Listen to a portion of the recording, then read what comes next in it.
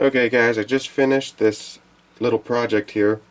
It's a leather chainsaw shoulder pad. I made it for my friend.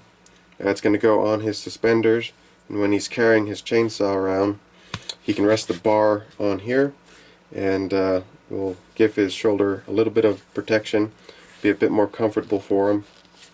And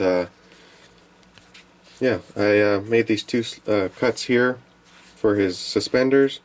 I may have to cut it out a bit wider on both sides here because it's a bit stiff and he may have a hard time feeding his suspenders through there, but I'll leave that up for him to decide if he wants me just to make the cut longer or make it cut out a rectangle shape and for him. But I'll leave that up for him to decide.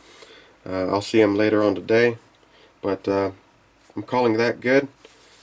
My job is done. He is going to treat the leather with some Obenaufs, but he wants to do that. I told him I could do it, but he wants to do that. He likes that part of the process there. So that's it for now, guys. I want to thank you all for watching and subscribing. I greatly appreciate it, and I will see you on the next one.